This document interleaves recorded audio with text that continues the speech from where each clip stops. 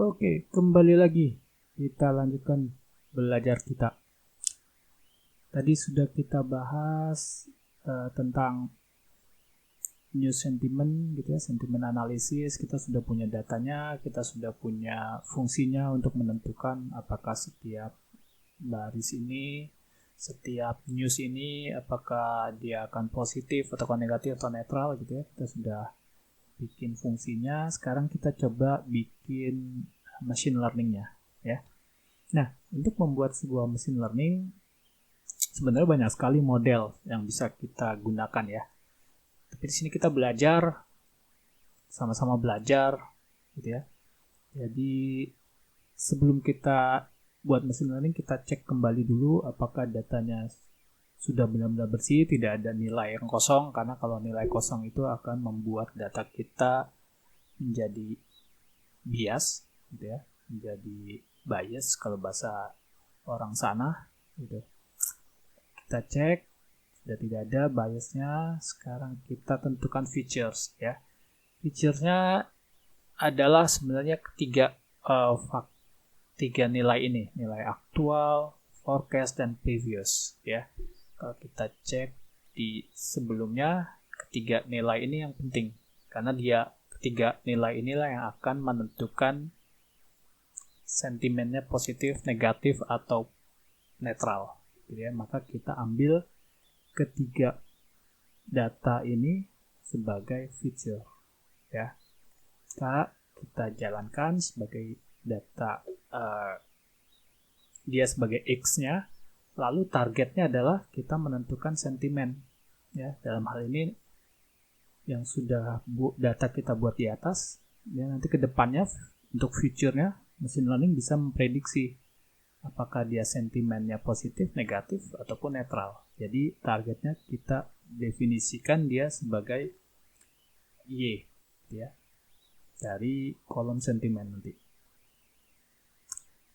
Oke, lanjut kita import beberapa libraries yang diperlukan. Lalu kita di sini lakukan data splitting ya. Ini nanti bisa kita rubah mau pakai 0,1, artinya 90% datanya dipakai untuk training, 10% untuk testing juga boleh.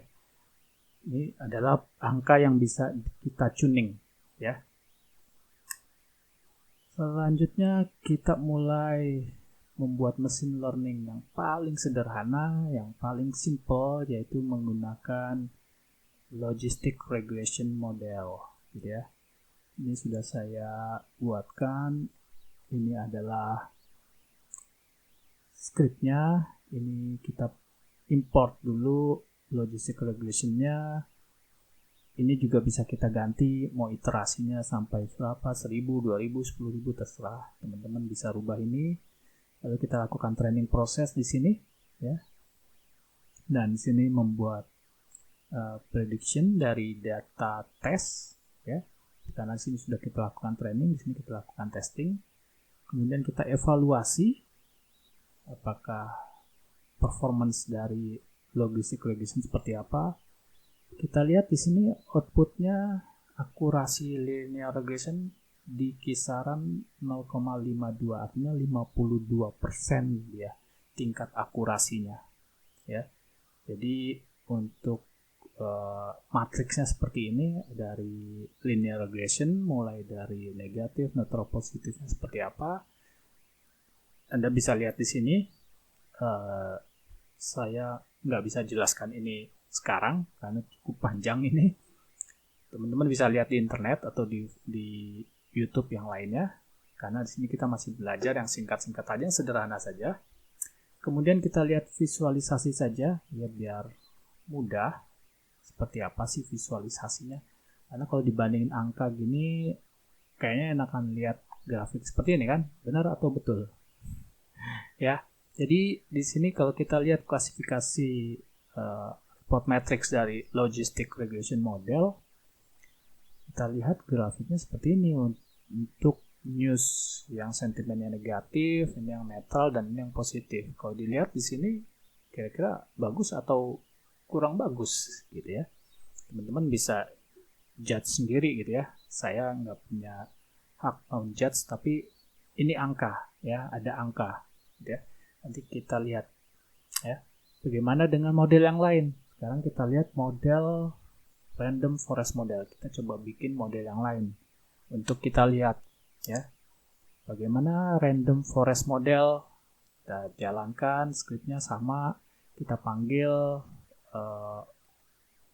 library-nya, tinggal kita panggil, lalu estimatornya ini juga teman-teman bisa modifikasi. Scriptnya hampir sama, kita lakukan training di sini, kita lakukan prediction, lalu kita lakukan evaluasi, dan hasilnya akurasinya di angka 0,69. Artinya 69% tingkat akurasinya. Dibanding kalau kita, maaf nih, bukan membandingkan gitu ya. Kita lihat gitu ya, angka dari akurasi linear regression di 0,52. Di angka 52, lalu random forest di angka 0,69. Artinya dalam hal ini random forest lebih baik performance-nya, kinerjanya daripada linear regression. Tapi ini semua masih default ya, artinya teman-teman bisa modifikasi angka-angka ini ya. Angka estimator untuk random forest atau kalau di linear regression bisa kita setting ulang di max iteration-nya gitu ya. Atau bisa juga kita mainkan di angka data splitting-nya. Di sini bisa 0,2, 0,1 atau 0,15 boleh. Itu bagian Anda nanti untuk mencobanya mana yang didapat performa yang baik gitu ya. Sekarang kita lihat masih di random forest.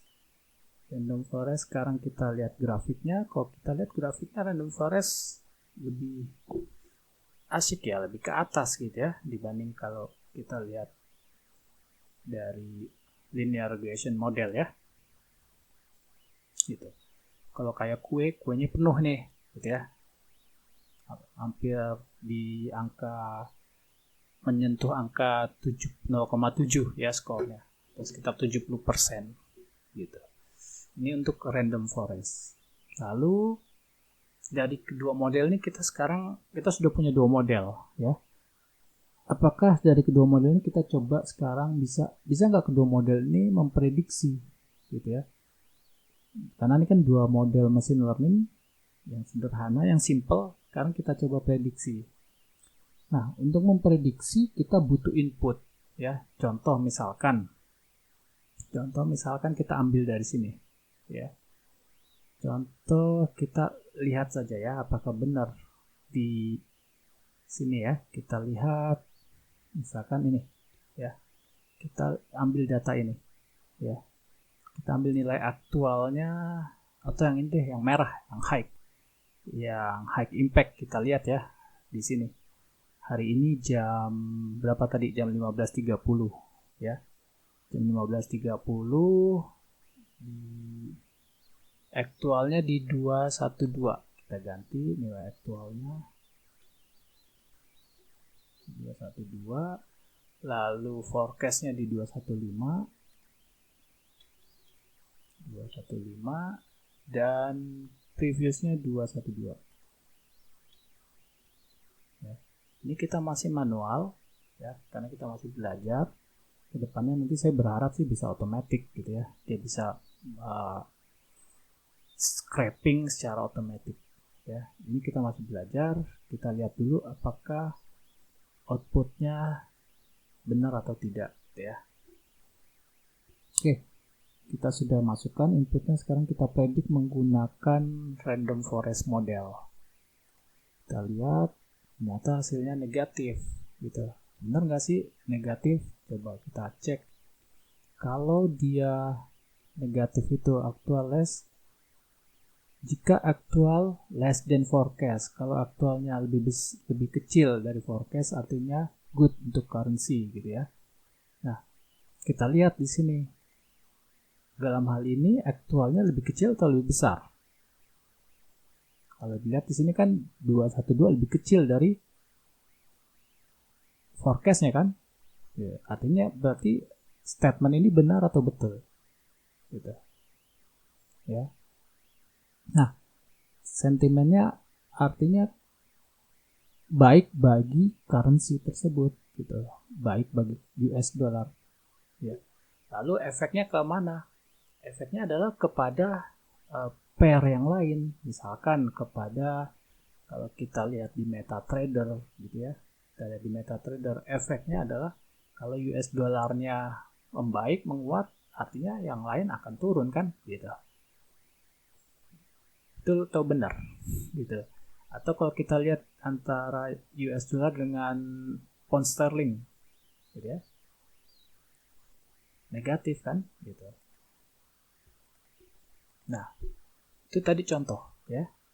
Itu tadi contoh efek. Jadi kalau dari news ini, kalau ternyata dia sentimennya negatif, kita bisa ambil aksi gitu. Nah, sekarang kita lihat kalau prediksinya menggunakan linear regression ya. Dari linear regression dia memprediksi netral, artinya tidak ada pergerakan yang signifikan menurut dia ya. Jadi ini hanya prediksi dari model ya. Adapun nanti kebijakan keputusan Anda yang akan menentukan Anda mau ngambil aksi atau beli atau jual, Anda yang menentukan. Ini kita masih hanya memprediksi saja gitu. Karena namanya prediksi nggak 100% benar gitu ya.